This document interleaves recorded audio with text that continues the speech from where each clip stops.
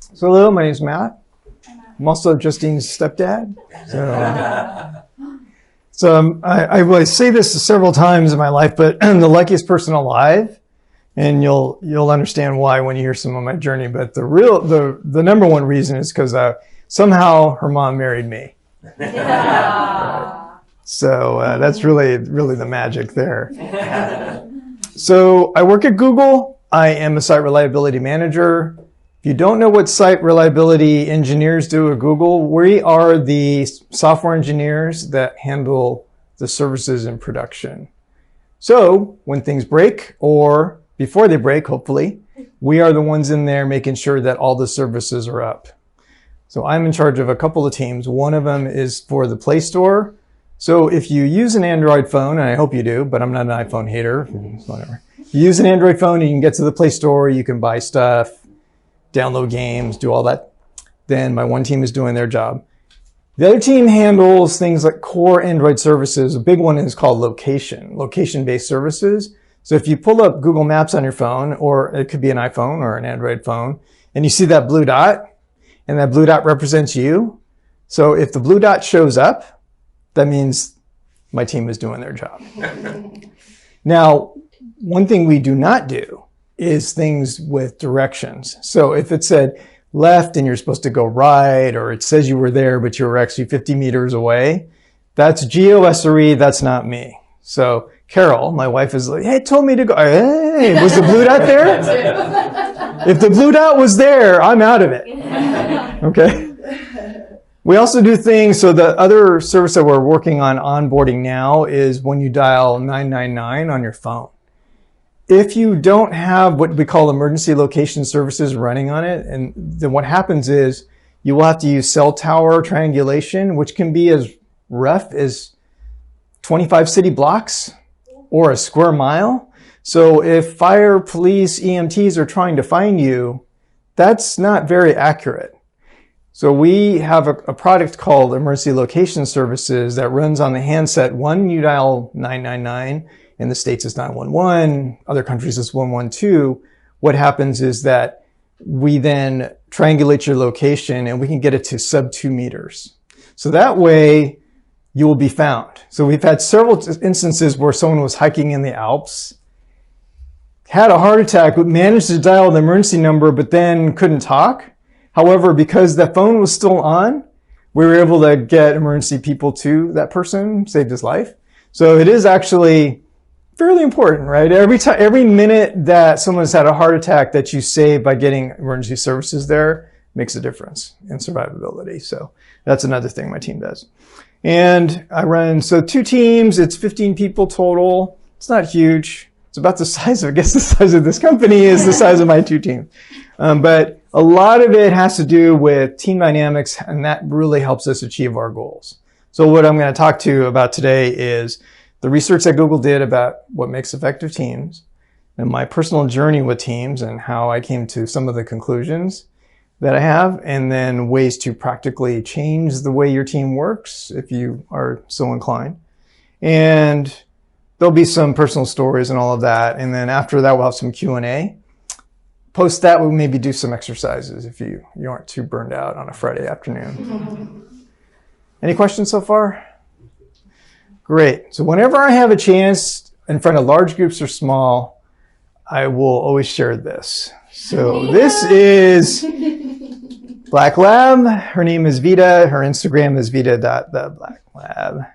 We're big fans in this office. Okay, good. Justine actually took this photo of her. And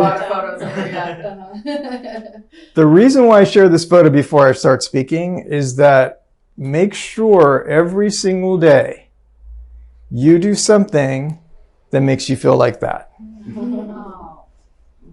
Because I can tell you from long experience that you will regret it if you don't. Tomorrow is a guarantee to no one in this room. All you have is today. So make sure you do something that fills your soul.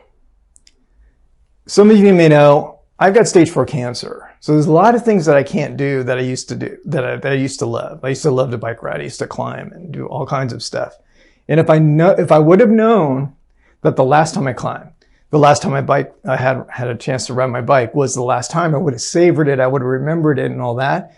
But all I have is memories of that now. Don't let that happen to you. When you're young, when you have energy, when you have time, there will always be work. There will always be things you have to do. Take the time to do something that makes you feel like that. Because that's the thing that you will regret later. Not that, oh, I should have signed up a new partner or I should have worked harder on the project. No one on their deathbed is going to say, I really wish I spent more time at the office. No one. Okay. All right. Enough preaching. Just saying. And Vina knows how to do that because she does that every day. That's her superpower. Okay. So a couple questions to frame this before I get going. What kind of team are you on? What kind of teammate are you? And what kind of leader are you? I use leader, it does not mean title. Everyone in this room is a leader. When you're in a small company, you have to be a leader or this company will not work, right? So just think about that as I talk about the next few minutes here. So my experience with teams. So again, sorry if some of you know this already. My first job out of school, I was a police officer. And in the States, police works like this. You go to the academy and you learn a bunch of basic stuff. Then you go to a police department that hired you, and then you get assigned a training officer. And so what usually happens is you'll get a senior officer that's the training officer, and their whole job is basically to teach you how to be a police officer because you know some basics having gone through the academy, but you don't really know the job. So it's just like you've all been to uni. Most of you have master's degrees in this room, right? But just because you have a master's degree doesn't necessarily mean you know how to do quote unquote real work. Not that being a student isn't real work, but you know what I'm saying, right? So then you get assigned to a patrol team. What happens is that it's just a random bunch of people that happen to work the same shift.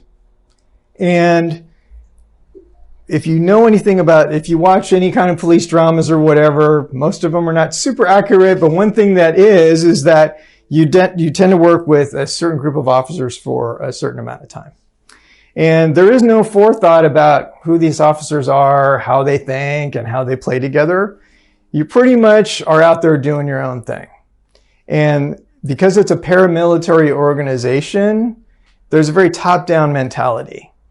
You know, sergeant says, you do, there's no questioning, right? There's no like, I kind of wanted to, no. There's no like, they just give you orders and you go and execute. That's really how it works.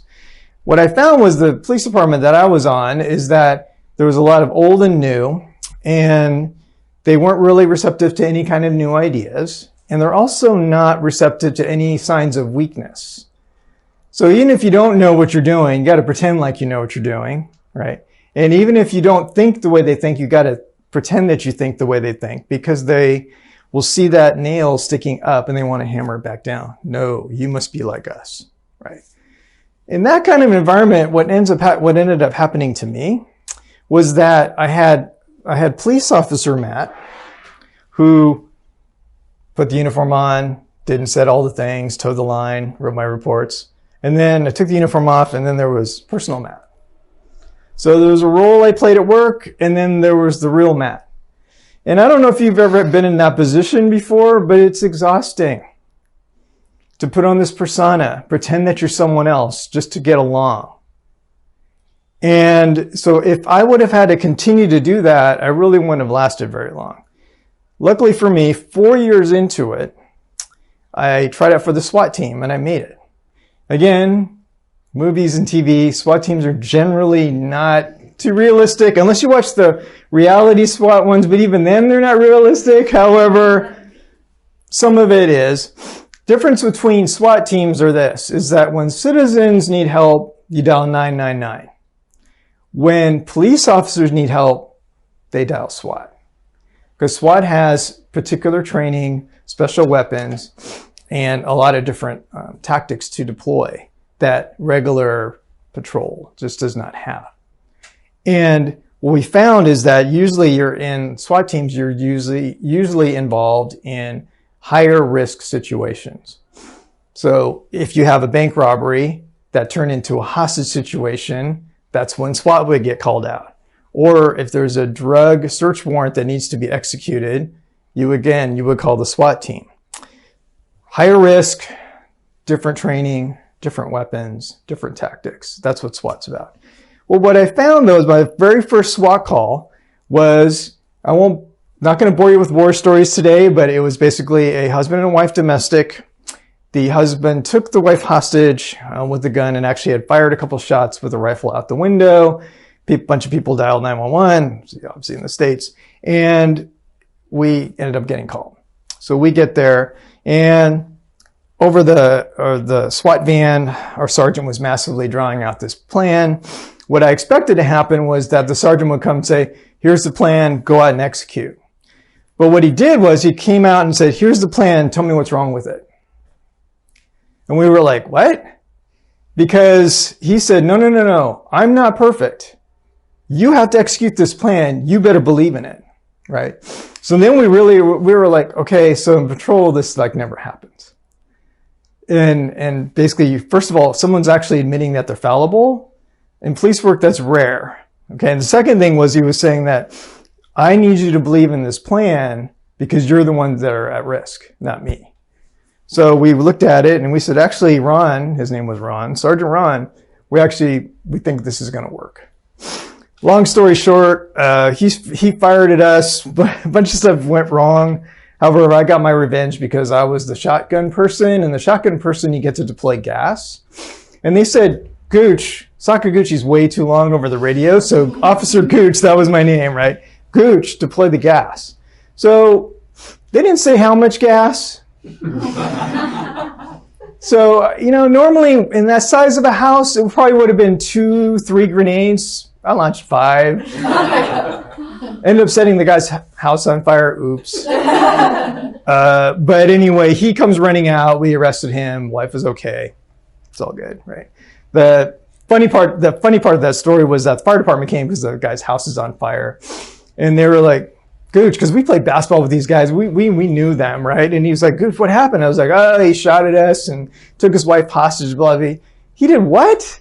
And then he'll go, yeah. And they were like, okay. So then the fire brigade goes, Captain goes, hey, so we need to save this house. We really need to save this house. And so instead of like normally they run and sprint, and they were just like, they were doing it, but you could tell they were just more deliberate. Bringing the hose over, putting it down, hooking it up. Everything was a tick slower. Again, this is not a great advertisement for emergency services in America. But basically that was our little bit of revenge, right? It's like, the house burned a little bit more than we would have. But my first experience, the point is that all of a sudden it was a different model, a different way of doing things. So the way it works is there's an entry team. I was the second person in. Jimmy was the first person in. And so generally what would happen is that, hey, we're going to breach the door. Jimmy goes in, and then it's like, Gooch, you're going deep left. Jimmy's going deep right. And Steve was behind me. He's going straight down the middle, or whatever the plan was. And there's a couple of calls, one in particular where it was a meth lab. If you don't know what meth labs are, or maybe if you watch Breaking Bad, right? Very volatile, toxic chemicals that are highly flammable. It's very dangerous. And there was a dog involved. It was hairy. It was not a fun call. In fact, we were glad to get through it. And at the end, we were kind of decompressing. Jimmy was having a barbecue, and I told him, I said, hey, you know what? Today, I was scared out there. I did not feel comfortable. That whole call really gave me the willies, is my actual term, is what I used. And Jimmy was like, Gooch, if you weren't scared, you're not human. We were all scared. Because the main thing is that you went out and executed. That's the whole thing. But see, on patrol, I could never say that. I could never say, hey, I'm uncomfortable or I'm scared or whatever. I was like, nope, it was Officer Matt. Have to be like, Mr. Professional, I'm not scared of anything. But on the SWAT team, I could tell Jimmy, hey, that call, I was scared. And you know what? That was perfectly okay. So the difference between patrol, where you had to pretend to be someone else, and SWAT, where I could just really be myself, you could see the difference, right? And because of risk and the ability to say and show that you're vulnerable, all of a sudden we became a lot closer. And obviously, yes, when my safety depends on what you do, obviously there's a little more closeness that happens, right? Only in the military will you get that, right? Usually. So if the Play Store at Google is burning down, okay, it's bad, but no one's going to die if the Play Store doesn't come up in 15 minutes or whatever. However, if we don't execute, someone could die or my safety could be compromised. So therefore, there was that higher stakes piece.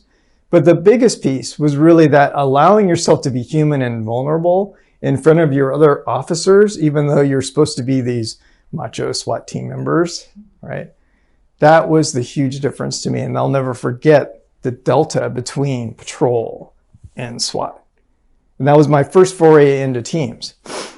Long story short, I won't bore you with my journey, but I had to leave police work, bad back problems, and ended up with trying all kinds of different things. I was in retail for a while, and my favorite story there was I was selling TVs at an electronics store.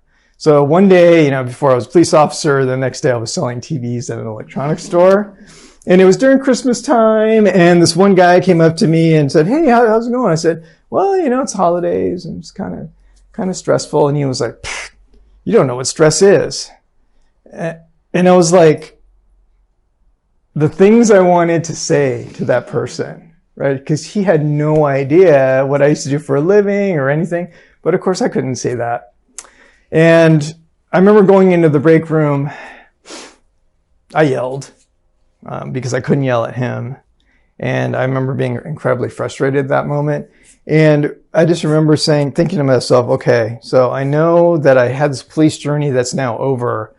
I know there's something better out there for me. I'm going to find it, and it's not going to be selling TVs, right?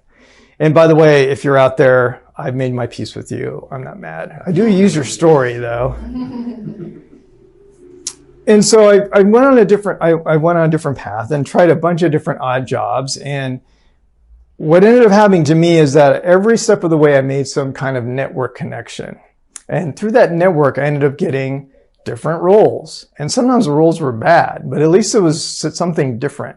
So at the retail store, one of the people that worked with me, his mom and dad had a really small company about this size that sold sun servers. They had a really slow network. So it shows you how old I am. If you remember, if anyone has heard of token ring networking, it's pretty bad, right? Okay. And so, yeah, it was like 3.1K download speed. Yeah.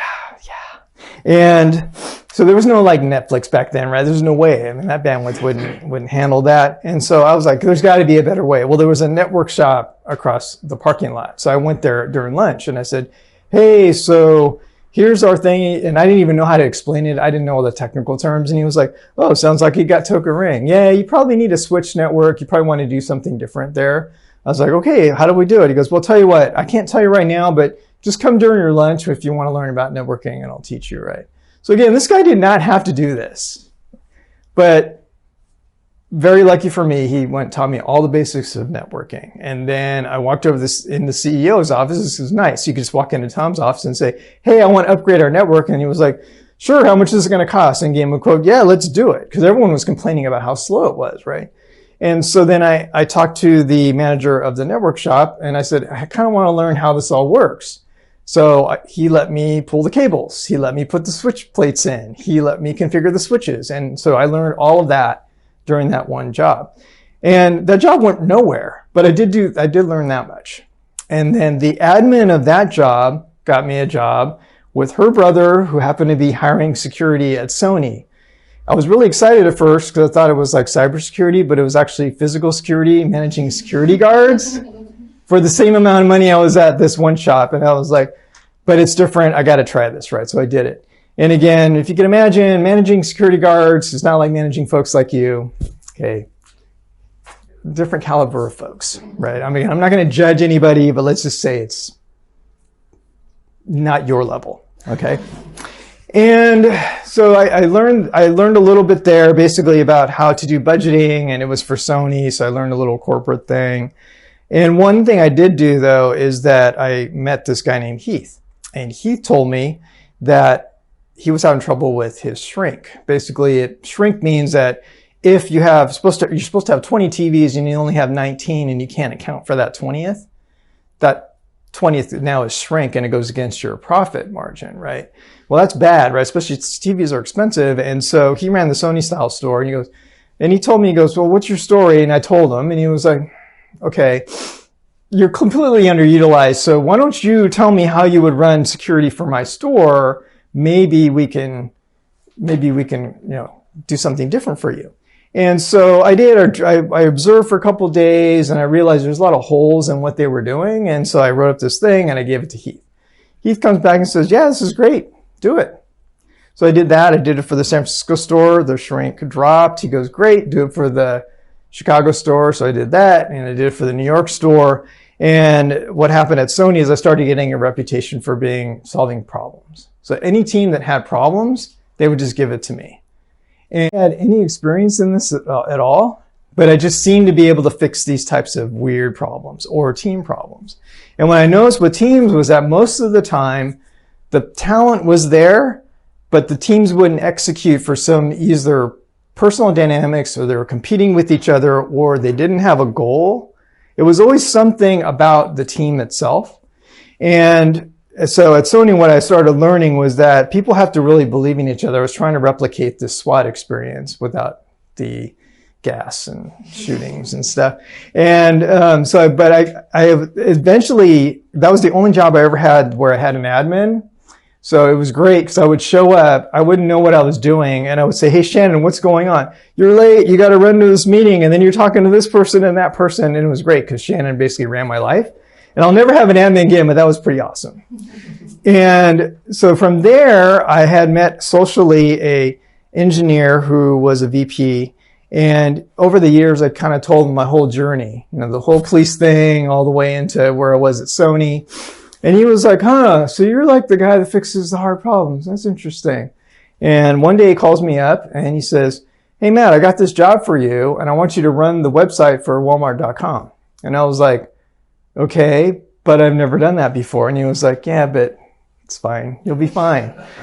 Okay, so I get there and I'm running a team of 10 system administrators. And at this point in my career, I'd never even heard of Unix. I've never logged into a system at all. And so again, this is my luck again. To their credit, and I'm still friends with this guy, his name is Nat, and he said, hey, Matt, so if you're going to manage us, you have to kind of know what we're doing. So he said, okay, this is how you log in. This is Unix. This is how it works, right? Here's some commands. Practice this. And then he would have the database people come in and he taught me this was an Oracle shop. So we had Oracle database. So started learning SQL. I learned all the ins and outs of having an Oracle backend. And then the network guys would come in and say, hey, this is how we do it at Walmart, blah, blah, blah, blah, blah, blah. And what I noticed is that team is very knowledge-based, very specific, and they were very good at interacting on their specialty. And so the database people worked with the database people, and it was basically it was very siloed, but effective in its own right. But as a group, we were basically everyone's doing their own thing. So it didn't feel like a real team except for the small groups. That's what I noticed about them. However, I was able to teach myself enough to be able to do their job. So when they went on vacation, I was able to fill in. And I made huge managerial mistakes then because I didn't understand how technical management is supposed to work. But again, they were patient with me. And then I leaned on Mark. Still, Mark's a friend to this day. And actually, I give him credit for my whole tech career, but he downplays it. He says, no, you would have been fine. I was like, no, I wouldn't have. I would have never gotten that job at Walmart if it wasn't for you, Mark. And he was like, oh, don't worry. He's just very, very that way. So I went from there, and then I started my tech management career, and I went from different startups and all of that. And again, I'm self-taught. I don't have a CS degree, right? I mean, my college was criminal justice because I went into police work, right? And I ended up going to a couple startups, and one of them was called Postini. And Postini got by Google in 2007, and that's how I ended up at Google. And they still haven't figured out that I don't know what I'm doing, so I'm there. Okay. And so again, when I tell you that I'm the luckiest person alive, it's like, how can someone that's not that good at math, that has no CS degree, manages engineering teams at Google? there's not a whole lot of people like me at Google, right? And so how does that happen? Well, the reason why I value add at Google is that all the engineers that report to me are smarter than me at code. Okay, I've checked in, yes, maybe 11,000 lines of code. They check 11,000 lines in a month. Okay, in an 11-year career, I've checked in 11,000 lines. That's all I got. I'm not a coder. I'm smart enough to make technical decisions that matter, and I'm smart enough to know how to design and sustain distributed systems, but I'm not an engineer. People that know this, they know this about me, but they still come to work for me because I can offer them a couple of things. One is that a very dynamic, well-functioning, high-performing team, because I know the attributes that are required, and that I am personally invested in their career. I care much more about when they're going up for promotion than my promotions. I'm just like, if I get it, I get it, that's great. But for them, it's like I'm on pins and needles waiting for that decision. And in fact, my one loss record is pretty good right now. I invest a lot of time in making sure that they are growing and fulfilled, right? And doing things outside of work, vis-a-vis the Vita thing. So that's my experience with teams, and that's my journey. So I want to, before I go off into what we found on the research, is there any questions, comments? Do you believe that I'm like his person alive? Yeah. All right. So at Google, we make decisions about people based on data. We are a data-driven company and an analytics-based company, as you probably know because you use our tools, right? So quick story about this is that it was, 2010. And I remember that, so we have these places called micro kitchens. And this is where you have the $7,000 espresso machine. You can make your own espresso. It's got, refrigerators full of water, tea. It's got all the little snacks. One of the joys of going to different offices is that every office has different snacks. So they're regionalized, right? So if you're in Zurich, you're getting a completely different snacks than in Paris, versus London versus US, right? And the rule of thumb is you can never be more than 150 feet away from a place to get sustenance. So we design our offices that there are these little micro kitchens around. And we used to have M&Ms. People know what M&Ms are? They used to be in a bucket with a scoop, and they used to be right next to the coffee machine. Then one day we noticed that it moved down away from the coffee machine at the end of where the sweeteners are, when or the milks for your coffee or tea. And then we noticed that they moved it down underneath so it was a shelf underneath the main level. So you couldn't see them anymore, but you knew where they were. Then they actually changed the scoop into these 100-calorie packs. Those ones with like 5 M&Ms in it. And then they moved it further away so it was near the waters and the teas. Like it was completely far away from the coffee. And we were like, what are they doing? Because it used to be right next to the coffee and free scoop, and now their packages way over here. And so an email came out and they said, hey, we're from the nutrition team at Google. This is what we found by moving the M&Ms around. You probably noticed. So because we've changed to the packs and because we've changed the location of where the M&Ms are, 7 million fewer sugar calories were consumed by Googlers last quarter. So if you can imagine that if we go to those kinds of links about M&Ms, you definitely will believe that we do that about our people. Okay, so it's a true story, and it's one of my favorites. One thing we do is everything we do is survey-based, and what we found at Google is that everything was based on the individual. So your experience with your manager. How do you feel about your job? How do you feel about your commute? How do you feel about your team? But it was all individual. It wasn't collectively. And so Julia Rozovsky came along.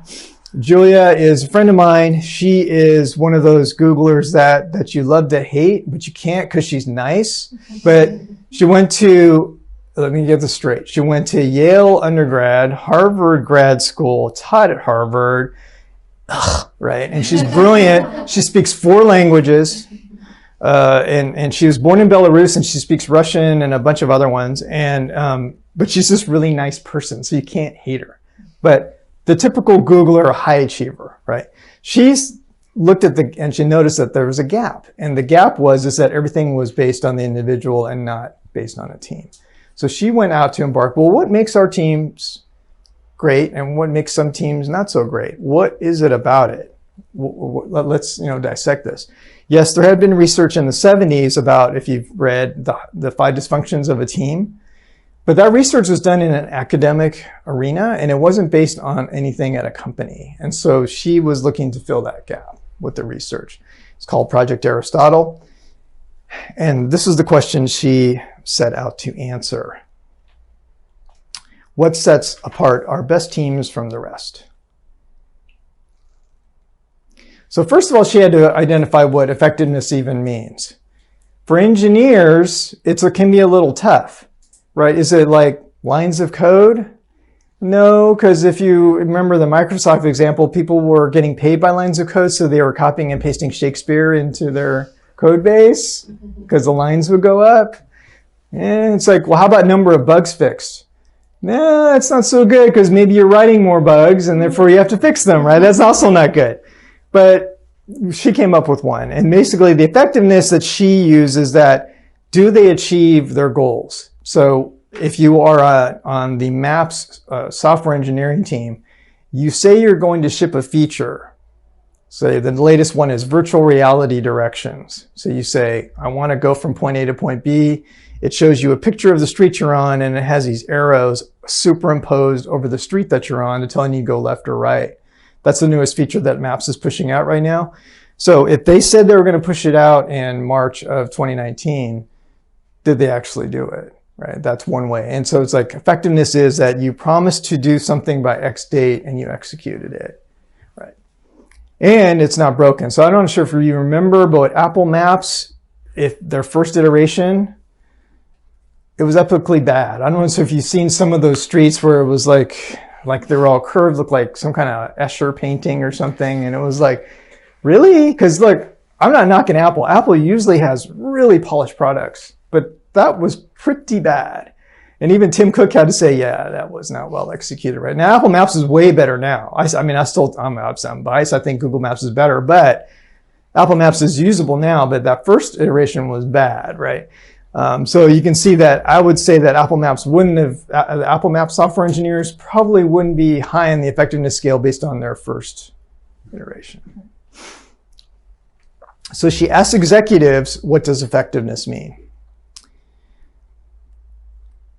Well, executives, as you can imagine, do they get results, right? And that makes sense. It's like, do they achieve what they said, and do they consistently get the right results? Then she asked people like me, team leads, people that run one or two or multiple teams. And what we want and what we feel is effectiveness is if we have ownership, vision, and goals. In other words, what I told my bosses is that, please tell me what you want from me, but please don't tell me the how. Just tell me the what. If you don't like what I'm doing, tell me. But don't tell me how. Let me do that part. I need some autonomy, right? And most of the team leads at Google feel the same way. We don't want to be micromanaged. Now, then they asked team members, and what they felt was most effective was the culture. Team culture, what does that mean? What that means to me is it's the set of behaviors that are accepted and the set of behaviors that are not.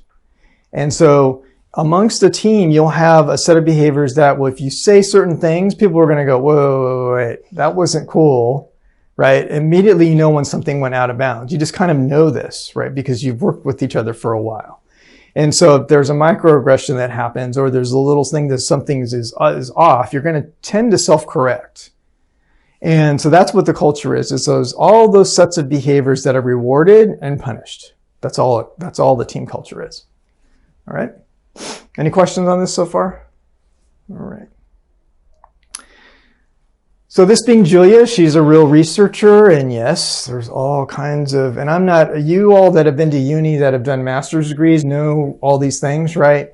Inputs and p-values and n-numbers and stat models, all of that, right? So this was a real study.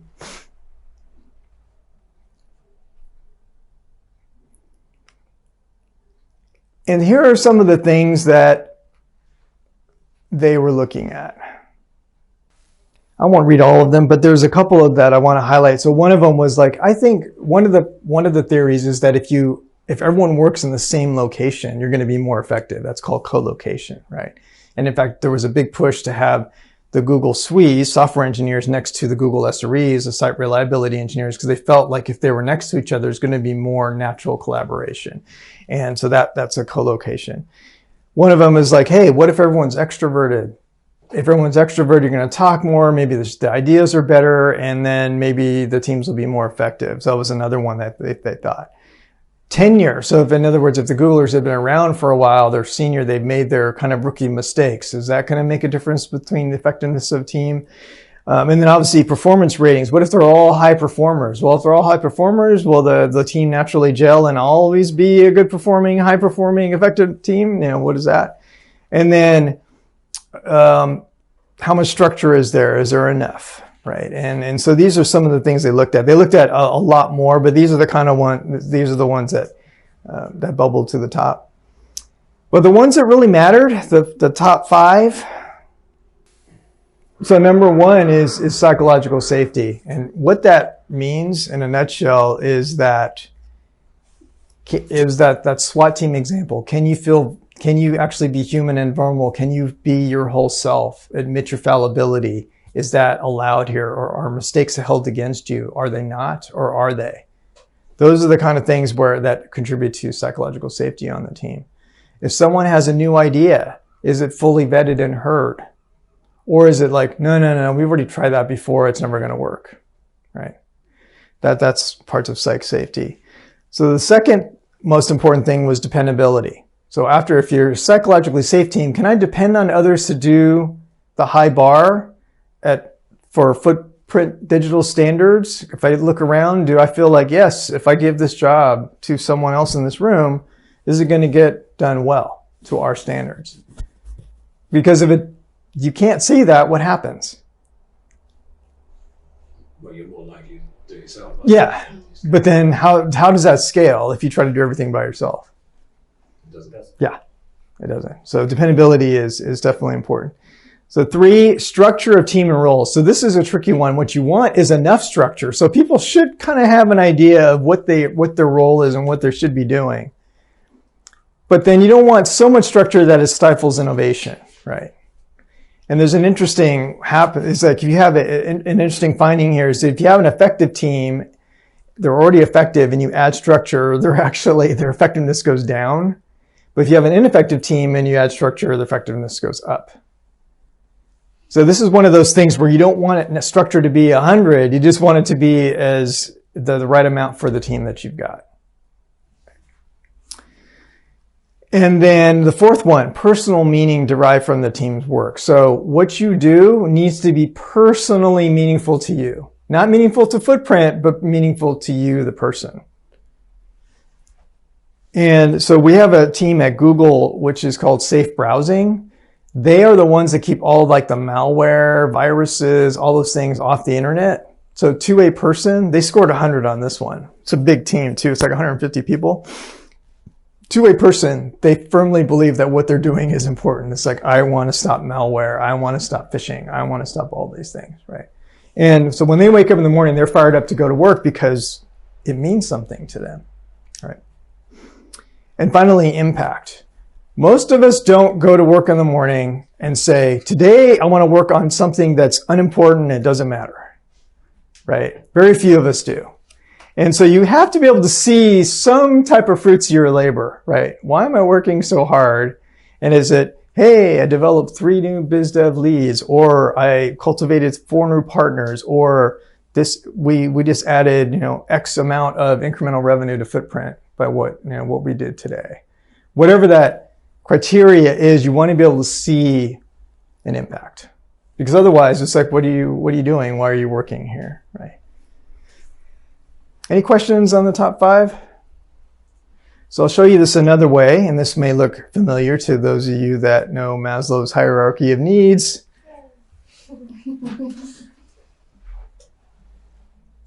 So foundationally, again, psych safety is at the bottom.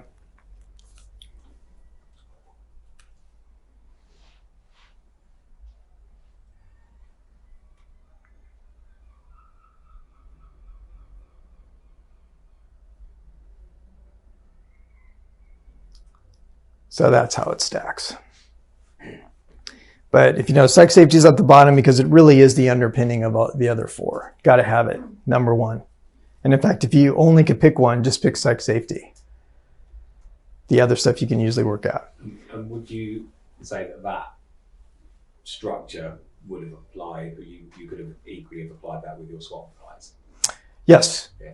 Because what happens is, and thanks for bringing that up. So psych safety was there, right? We can be vulnerable in front of each other. Obviously, if Jimmy didn't depend on me, would he feel any confidence at all going deep left? If I'm supposed to go deep right, and if I don't handle a threat, could be injured, right? Or worse. So obviously, and then we had to have some idea. And this is one of those things where it's like, Gooch, you're going deep right, but there's no way they could give you all the permutations of what might happen, right? The dog may come out of the closet. The guy may come out of the closet. There may be a booby trap in there. I have to be able to make those decisions on the fly. And so you have to kind of know a plan. You have to have some plan, but you can't plan for every single contingency. And so that's the problem. Sometimes people overplan everything and one little thing goes wrong and then what happens? It all falls apart. So you need to have enough structure, right? And then again, meaning. Was being on the SWAT team meaningful? Yeah, we kind of all believed in it, right? Take the bad guys to jail. That's why we wake up in the morning, right? And impact, it was like, yeah, the bad guys went to jail and we went home in one piece. Then that's it, right? So the exact experience of the SWAT team definitely fits there. And of course, this research didn't exist then, so it was just like kind of unwittingly happened, but it does fit the model. Any questions on this? Okay. So the net of it is basically how a team works together matters more than who's on the team.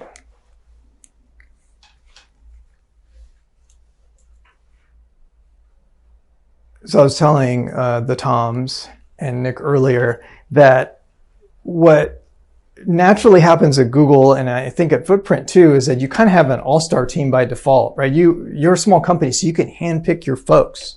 Each one of you people are incredibly brilliant, or you wouldn't be in this room, right? So you can do that, and that's great, but then it doesn't mean you're naturally going to be a great team by default. It just means that you're going to have an all-star team. So pick a sport. Football is a big one here, right? If you took the best players from the Premier League and put them all in a field, each position, strikers, middies, defenders, and goalie, and just put them out there, but then have them play some other team, have them play Chelsea's first string. I would posit to you that Chelsea's first string would beat the all-star team a majority of the time. Why? Because they're working more as a team. They're more familiar with each other. Yep. Strengths. They're used to playing with each other, right? And so the people that aren't, you might be the absolute best. You might be Ronaldo out there, but if you're not used to playing with other people around you, how effective can you be? You will not be your best. And what you want, by default at Footprint, you've got an all-star team already. But what you want is a championship team. And to get to a championship team, you have to have those 5 attributes, right? And that's the difference maker. And then that happens a lot at Google too, especially early on. We've since, by the way, at Google, we've since thrown out where you went to school, what your GPA was. In fact, in hiring committee, you can't even see the people's names anymore.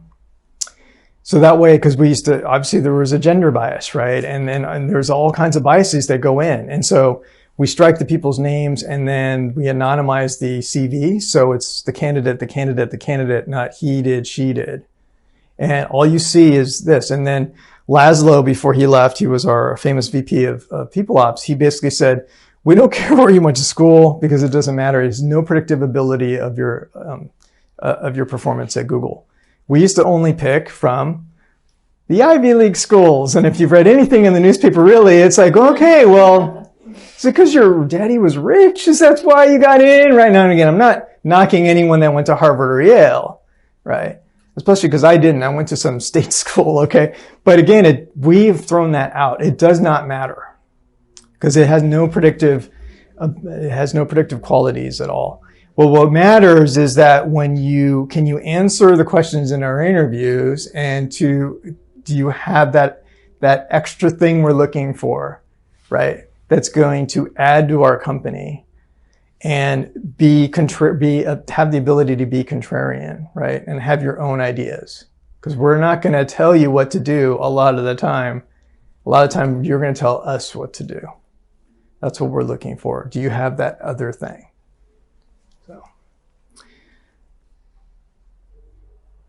So here's some quotes from Psychologically Safe Teams.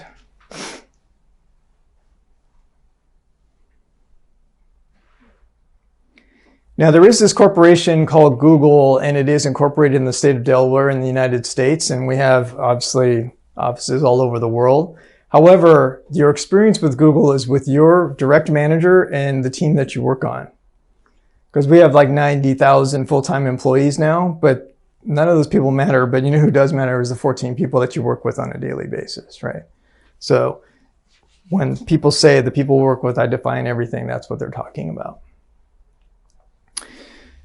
So remember there was metrics about engineering, and sometimes it's hard to know who's effective and who's not. Well, we also interviewed sales teams. Sales teams have this wonderful metric. It's called the pound, right? Dollars in the United States. And what they found is that safe teams beat their sales targets by 17%. Unsafe teams missed it by 19%. And that's a metric where you cannot question the metric. Now, you can question directionality, right? It's like, are they safe because they beat their target? Or did they beat their target because they're safe? And that's a fair question. But what we did do is we followed the safe teams quarter after quarter for 6 consecutive quarters, and these numbers held true. So while we can't prove it, because that would mean I'd have to take Justine from a safe team and put her on an unsafe team and then see what happens, right? Obviously, we're not going to do that. It's not ethical A and B. It's not practical. We can't prove it, but I would posit that this is true, right? Especially after a year and a half of performance over time.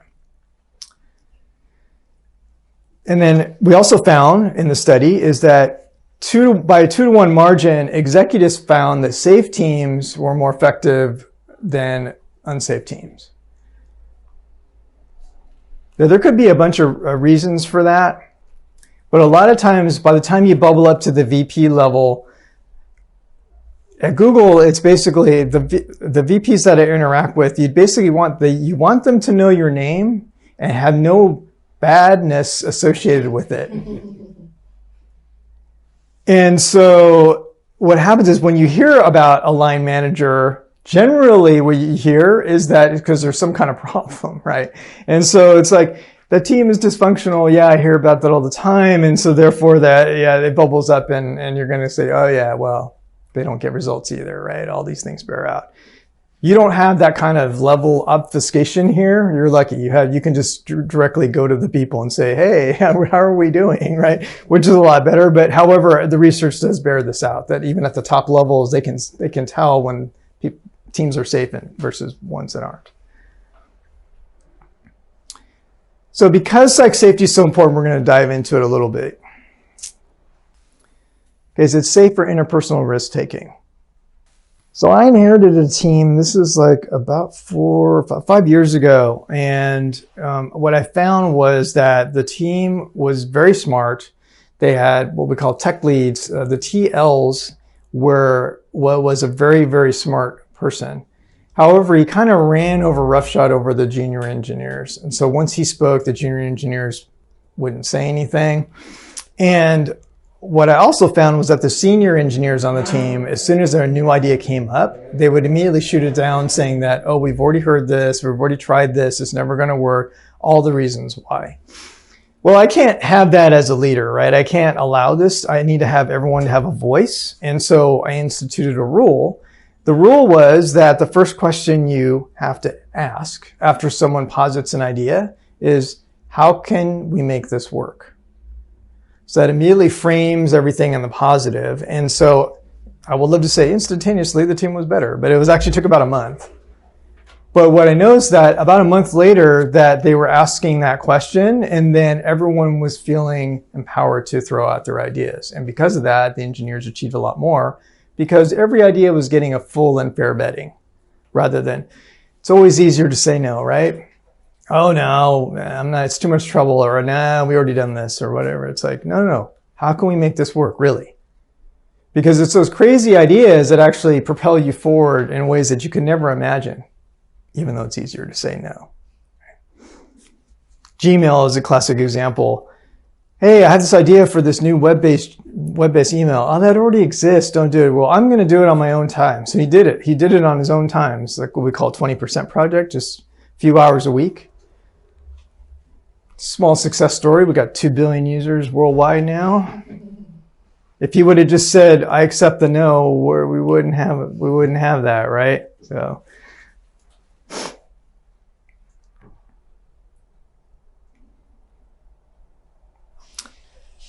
So the way we define psych safety even further is there's 3 components to it.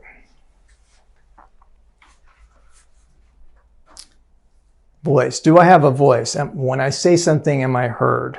Right? And do I feel like I belong? Trust. I can trust other people, both with my personal and business. And do I feel included? Right?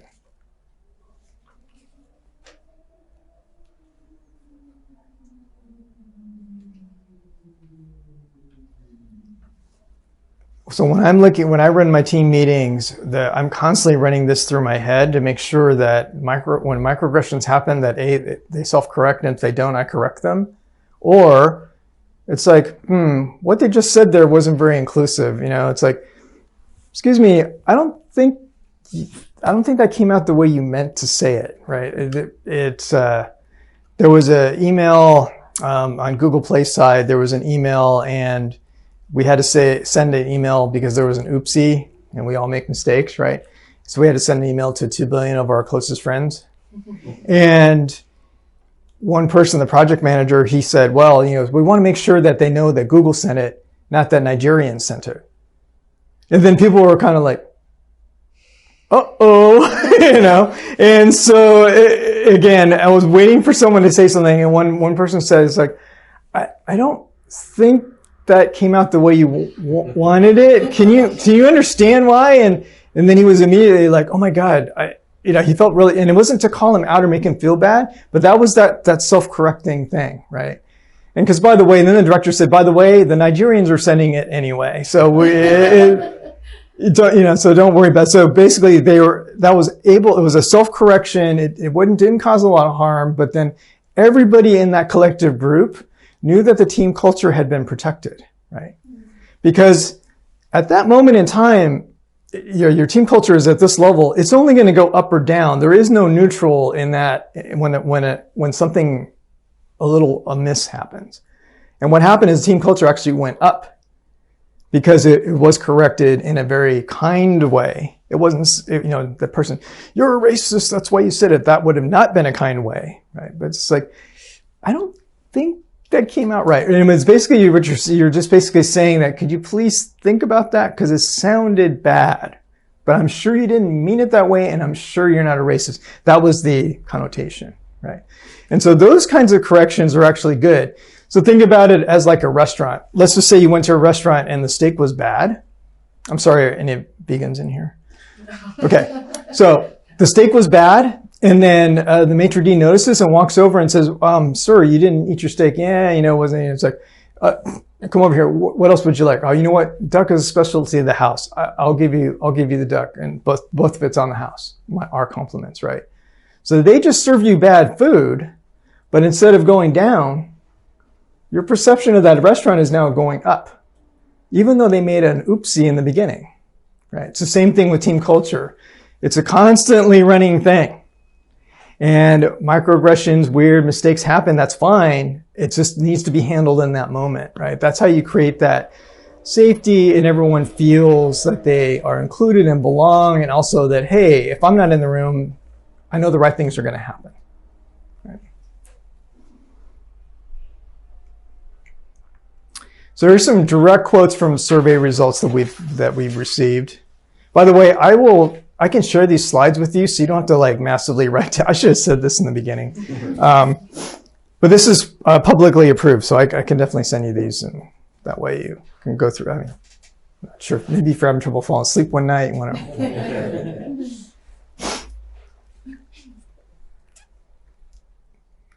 Yeah, see, the second sentence here really strikes me. I've been on a lot of teams where that second sentence is true. The tone in meeting can be condescending and aggressive, and it's not overt, but it's just the way someone says it just makes you feel like you're never gonna share again, right? So every time you ask a question in a meeting, every time you say something in a meeting, it's like your thought behind that should be, your idea is valued, and I want you to continue to share, not never share again. Because it only takes, we're human beings and we all have different sensitivity levels, right? There's some, like Vita, she's very sensitive. You look at her the wrong way, she's gonna go, oh, I didn't mean it. Other dogs, they're just like, whatever, right? And so there are people are like that too. And so, again, you just want to make sure that the culture of the team is all ideas are welcome. All comments are welcome, as long as they're said in the right spirit of voice, trust, and inclusion, right? So the second one, I experience this a lot, not on my team, the ones I run, but when I go to my peer manager team, or when there's like a lot of like high levels in the room, because then it's like, I'm just some L5 dude out here, I'm just running a small PA. I'm not ads or something cool at Google. I don't make, incremental 5 billion in revenue, blah, blah, blah. So a lot of times I'm just like, I get very intimidated, and I'm trying to get over that, but it can be intimidating. And again, that's not a good atmosphere. It's funny because at the manager meetings, it's completely different culture than at my team meetings, right? Because I have less power to influence it when it comes to the next level up. But yeah, when you have someone new come on the team and they're really quiet, it's because like, oh, I don't, what do I know, right? At the same time, it's like, no, we hired you because you were going to add something. We didn't hire a potted plant, right? So this one also comes up, and again, what we want is the teams that are willing to take those risks. Things that are outside the norm, things that haven't been tried before, and you know what? They may fail spectacularly, but that's okay, because you can always learn from it, right? What's the saying? It's either I learn or I win when you try something new, right? There's no such thing as failure. In fact, if you treat failure the correct way, it's actually great, because I learn way more from my mistakes than I ever did on my things that I did right. So I was telling the Toms earlier, and Nick, that one thing we do, I think we do it like twice a year now, we used to do it a little more often, is we have the what we call epic failure roundtable. And we basically just go over all the mistakes we did over the last 6 months. But first of all, it's great because they get to see even senior RTLs, our people that write just magnificent code. Yeah, it's like, hey, I committed this thing, and it was like, I brought this thing down, or it was like, oops, I created all kinds of error rate, or I bolded the wrong word, and then the ad lost 700 million in one day. Whatever it was. Yeah, it's like, what happens is people that are newer to the team, they hear this and they say, it's okay. In fact, we laugh. It's not funny at the time, but you laugh at it later because it's like, hey, we expect this, and in fact, if you're not failing, then you're probably not trying hard enough, right? And we build safeguards in our systems that you're not going to bring Google.com down. Well, you could, but when we make it pretty hard to do that now. I used to be able to run one command and then bring it down globally. You can't do that anymore. Not that I ever did, but you could. A couple years ago, that actually happened. It was, again, not intentional, but a network engineer just decided to shut down all traffic to Google. And it was funny because we found about the outages because all the big providers, AT&T, Comcast, all the big fiber providers were calling Google because all the customers were calling them saying that your service has to be down because I can't get to Google. And Google's never down. It's like, oh, well, we were for 5 minutes and we reversed that change, right? So yeah, but the thing is, it's like, hey, we work in a very complex system and a lot of things can go wrong, and it's fine if it does. We're not going to blame you. In fact, we want you to try new things. So let's think about Footprint Digital and the kind of things that you try. Look at those things that are running the edge and look at those things that haven't been tried before. You have a different business model than most of the other companies, right? And so if you're partner-driven, user-driven, that's your value proposition, that's great. How can you even make it even more so? And what are those things that haven't been tried?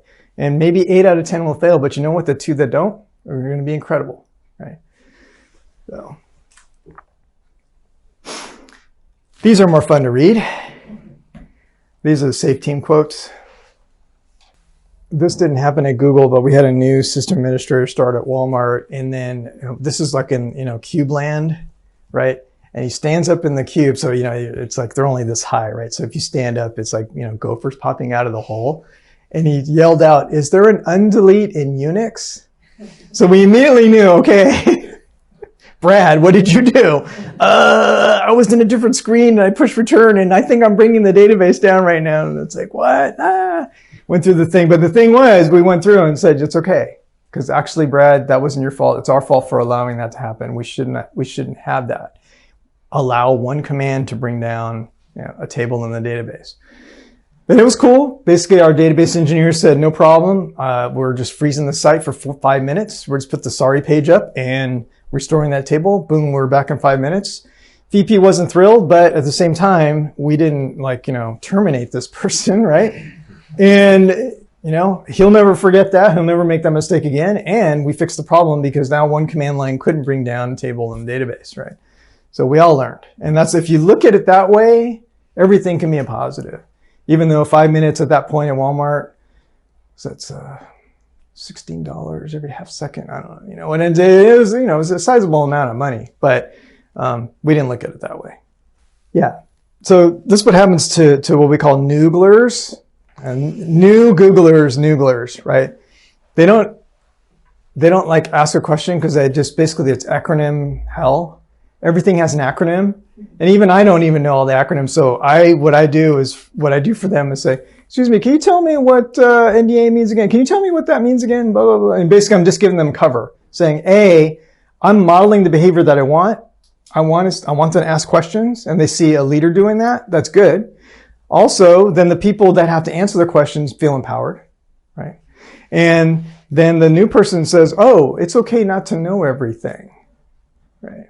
Because a lot of times you feel like, and again, I still feel this a little bit, like you have this imposter syndrome. Okay, I got hired. When are they going to discover that I'm really a fraud, right? Yeah, no such thing as a dumb question. And again, this is where your body language and your tone will come in. Oh yeah, Justine, answer me that question. But if you don't have the right tone or body language, the real message you're sending is, this is a dumb question, but I'm being nice and I'm going to answer it for you. Rather than, I'm glad you asked that question. Let's talk about this, right? Completely different experience. So Amy Edmondson, she teaches at Harvard. I had a chance to meet her, but I missed that conference, so I did not get to. But she wrote a book recently called The Fearless Organization, which I did read. Excellent if you're into psychological safety at all. She's the one that coined the phrase. It's her phrase and her research. She did fascinating research on hospitals and specifically errors that hospitals report. And the funny thing is that psychologically safe teams at hospitals had more errors than unsafe teams. But when she dug in, why? It's because they felt safe in reporting those errors. And because they felt safe reporting those errors, they were able to fix them, and actually patient care was better. The people that were afraid to report the problems, or not, the doctor said X, but I think it's supposed to be X minus 20, but I'm just a nurse, so I'm not going to say anything. Meanwhile, the patient got the wrong dose. And the safe one, it was like, doctor, you said X minus 20. We usually give X minus 50. Is that right? Oh my God, thank you for calling up. I was just tired and missed it, right? So think about the difference. And again, this is lives we're talking about here.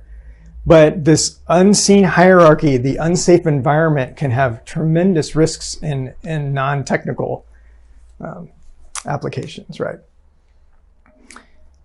So she's got I'll send you these notes. Her TEDx talk is awesome on this. I think it's really short. It's like less than 20 minutes, but she does a really good job at framing and the research and how it came across.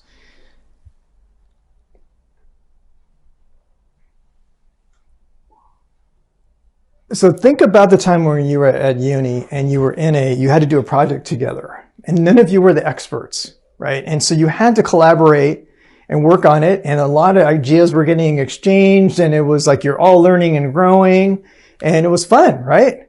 Because that's the kind of thing where it's fun to be in school, because you're just learning together as a group. And so if you can take that environment and put it into work where it's not about execution all the time, but it's actually about learning and growing together, think about how much more fun it is to show up at work if you're framing work as learning problems, not execution, right? Otherwise, it's just like I wake up, I do the widgets, and I go home. If I wake up and I learn something today and go home, now you're a better person. If you do that every day, it's way more than 365% a year, right? Because it compounds.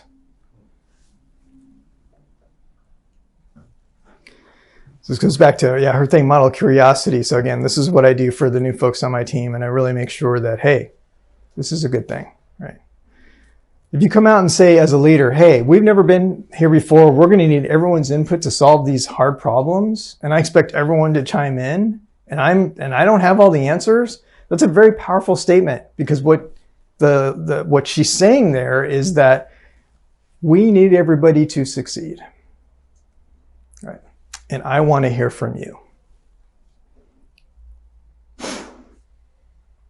And of course, mine's built in because I'm not an engineer, so this is great, right? I get to say, okay, I do not understand the discrete math behind that algorithm, but just tell me what's going to happen if we execute this thing, right? Okay, now that I understand that, we're not doing it. We're going to do this other way. But to their credit, they can explain it to me. This is the way I challenge it to them. It's like, if you can explain the algorithm so that I can understand it, then you know it well. If you can only explain to other engineers, then you don't know it well enough. Right?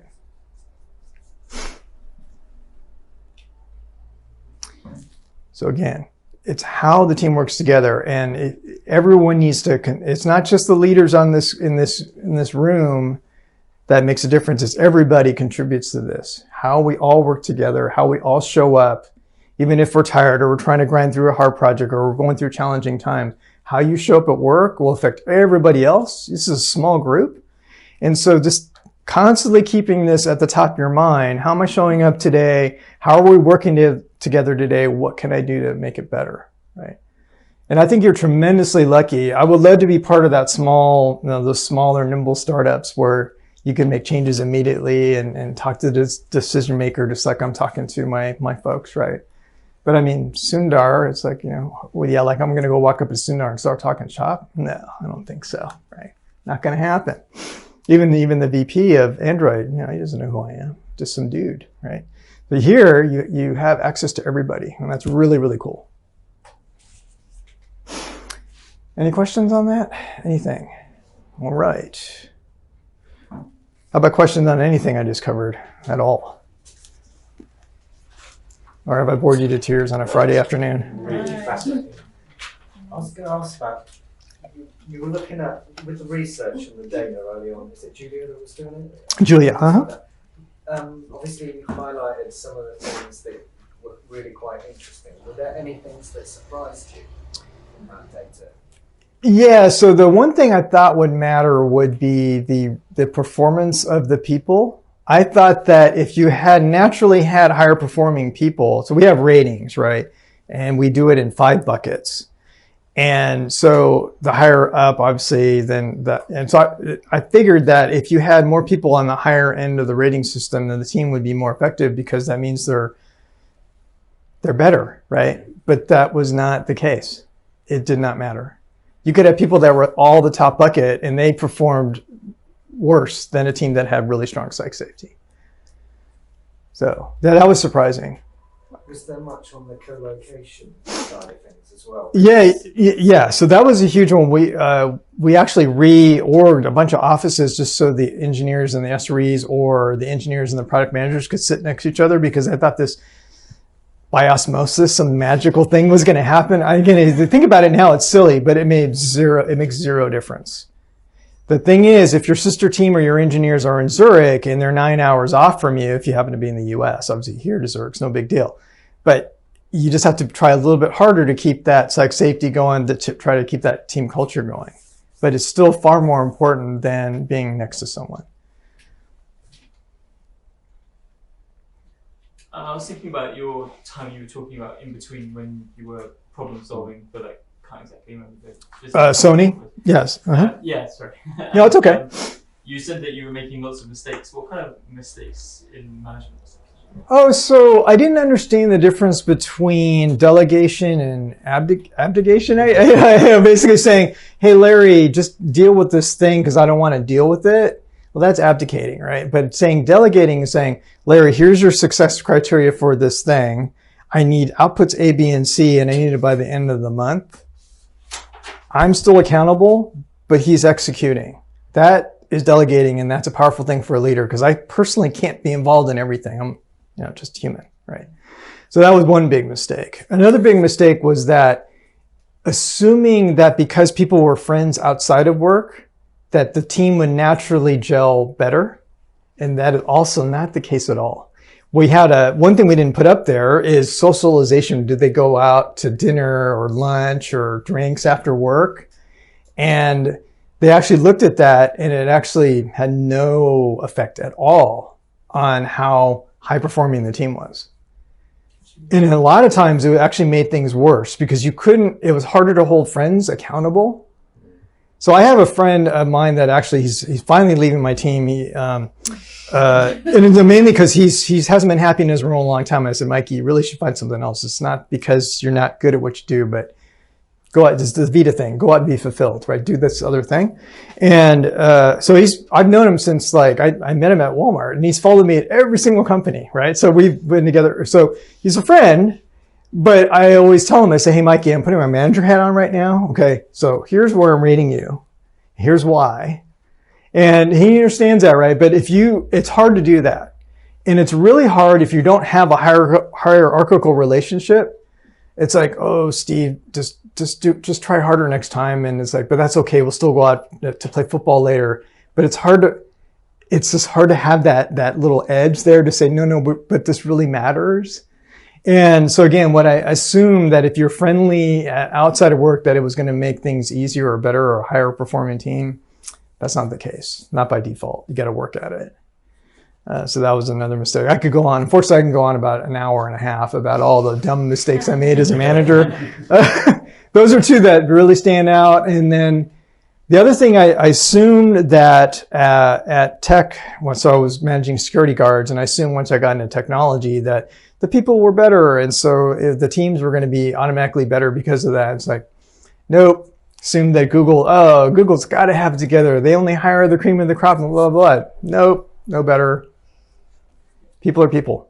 And if you don't have those 5 dimensions, it doesn't matter who you work for, how smart you are, you're going to have issues if you don't have those 5 attributes.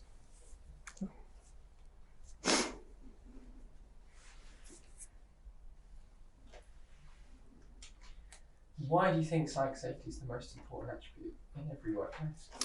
Yeah, I mean, the research bore it out, so that's A. But I think the real reason is that in order to be valued as a person, you have to be able to bring your whole self to work. So again, it's exhausting to be Officer Matt and then real Matt. So you want to be able to just show up as Matt.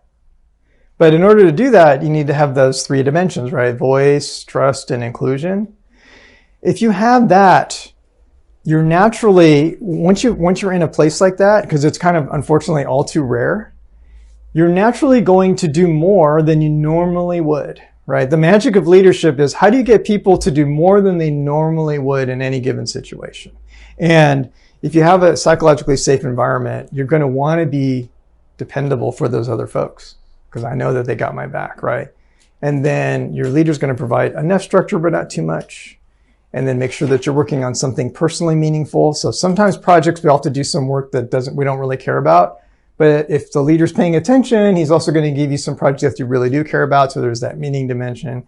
And in the end, they're going to say, yes, you did a bang up job. Here's the results of your work. You celebrate the partnership or whatever happened, right? But if you don't have, so you can have all the ones above psych safety and not have psych safety, it's all going to fall apart because you're not going to be able to show up as your whole self at work. You're not going to give 100% and you're not going to be growing. You're not going to be sharing as much. And I'm not saying personal sharing, but I'm just saying you're not going to be sharing your ideas. You're not going to be fully participating.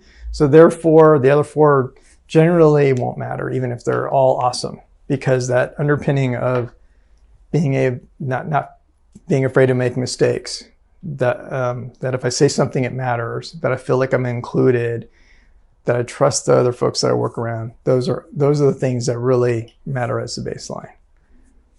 So. Do you have any kind of exercises that you employ to bring that out or to add it to a team? Yeah. So if you have, we'll obviously take a break, but if you want to do one later, I've got one for you. Yeah, great. But I have several, and in fact, there's a bunch that I can share with you that are like, it's not like they're magic Google elixirs, but there's the ones that I use or the ones that when I go to different teams. I'll think about, it's like, what's going to work with this team? Right. And then, yes, I'm going to try this one. Right. And every team is different. So some teams, like, you're not going to have some deep, dark secret sharing. And some teams, I'll never say the stage 4 cancer thing because that's going to put people off right away. But the teams that I can see where they need a little bit of help, even if it's like this one team, completely dysfunctional, the change I made, everyone has to say good morning. They weren't saying it before and they were saying it later. Now, maybe for them, that was actually a big leap, which is unfortunate, but that's where they were. So you start from there and you go, okay, good morning. It's like, I care about you as a person. Now let's do one more thing, right? And then I did a thing where it's called the elephant box. You put a box and they put topics in there, things they would change if you had a magic wand. This is a great exercise, by the way. Pull it in and it's like, Tom always says this and it makes me feel blah, right? Or whatever it is. And then you have to come in and say, you have to, shed that persona and just be willing to have that frank conversation. And I'm not saying that team, it took basically me working with them and people, we had HR involved, people ops. It took about a year before they were at a semi-functional state interpersonally. But the next year, and actually I stopped working with them, it's not because I got tired of them. I actually loved that team, but then I got pulled to another project but then they kept working with them. 2 years later, I talked to the director of that team and it was like night and day. He said, people are showing up and they're having a good time and they achieved the results, like they were beating their goals by like 6 weeks sometimes. Shipping stuff in great shape 6 weeks ahead of time. They were killing it. And I was like, wow, that was really different, because, it was like 2 years ago, you didn't even say good morning. He goes, I know, I remember those days. And we're never going back, right? So. How structured is your diagnosis of a situation like that? Because clearly you're very good at reading a room and getting a good feel for what things is. Is it that, or do you literally have a crib sheet that you're checking? Yeah. So the process is basically the manager or either the line manager or the director will put in a ticket, and then there's several of us volunteers, and one of us will take it. If it's mine, then I'll say, hey, so what's going on? And I'll get the download from them. In that situation, I basically interviewed everybody on the team, like separately, because I just needed to know what was happening, right? And then I said, okay, we just need to do a baby step here. Baby step number 1. Say good morning, right? And then I basically laid out a plan of like, how can we get this to be a little more personal? Just being civil. Things that we take for granted, I'm sure you are all respect and civil to each other. That was not happening at all. I mean, just think of your like most dysfunctional nightmare. Think of reality TV where they're screaming at each other. I mean, that's basically what it was. It was awful for everybody. And you walk into that room and it was just like the tension, you just felt like this. So then we had them take the G-Team survey, which is multidimensional along the 5 axes, right? And then we worked on, again, most of it was psych safety. We just kept chipping away. But once you get to a deflection point where people start noticing the difference. Hey, actually, I'm not crying in my car before I show up at the office. Literally, this was happening. I feel actually okay. I don't feel great, but I feel okay going to work for them. Right? And then, like I said, 2 years later, it's like, I love this team. Right? And it took a lot of work. Don't get me wrong, because they were completely broken. But, I think this room would be more like fine tuning. It would not be like the Okay, we're ripping everything out and we're starting over, right? But yeah, the process is basically, if it's that broken, we're gonna dissect and look at a lot of different things. We get training on all this stuff. Train coaching, train diagnosis, and then reading a room. And so. Do you find it difficult with certain types of personalities? Because obviously we're all quite different as individuals, and what works for one person doesn't, or one person might be very outgoing, but the others aren't. Do you find that a challenge, and how do you approach that? Yeah, it can be. What I found is that on a really psychologically safe team, the introverts and extroverts speak 50-50. And remember that it's not what I always remind myself, it's that introverts can show up as extroverts, and often they do. You just have to remember that when they do, they're burning energy. Whereas extroverts like to be with people and get energy from being with people. Introverts, there's only so long they can do that before they're out and then they need to recharge and be by themselves for a while. But what I found is that I have 3 women out of 15, which is an awful percentage, I know, but I have a Muslim on my team, and I'm trying to think, about 9 of them are introverts. But yet in a meeting, they're all contributing, they're all raising their hand. What I found though is that in my one-on-ones, I really make sure that if they're not talking in the meeting, it's like, so Laura, I noticed that you're an expert in this thing and we brought this topic up and you didn't say anything. Is there a reason? Can you tell me the reason behind that? And one time it was actually, no, I was actually, everything they said I agree with and I'm kind of tired today. Okay, that's fine. Or another time it was like, well, I just had this, it wasn't the meeting. It was this, I had this really bad conversation right before that meeting and I was still not in a good headspace for it. Okay. But yes, as a leader, every single person has to be treated as their own individual person. There's no like cookie cutter way to do that, right? And yes, some are naturally skeptical. They don't think it, like I had a couple engineers come on my team and say, none of this stuff matters. And only discrete math and good code matters. And it's like, you're not going to make it on this team if that's what you think. And then I point to our job ladder says it in there. It says, hey, all levels. You could be a VP. You will be respected. This is the things we expect from you. And one of them is respectful communication, respect to your teammates, ability to communicate, all of those things. And so it's like, you can be the most awesome engineer ever. You're never going to get high ratings if this is bad, just objectively. And so then they're sort of, even if they don't want to in the beginning, they're going to go, okay, well, if I care about my career, I have to do this. And then pretty soon they realize, oh, actually, this makes my job a lot easier, right? So I hate the word soft skills because it's actually hard skills. People's skills are actually far harder than being good at math. I can say that because I'm bad at math. But what I'm saying is that people are far harder than any engineering problem. And learning what makes people tick and how to make that, how to get, again, more than people normally will be doing, despite the personality types, despite the skepticism, that's the secret sauce, right? If you can do that, you'll always have a job.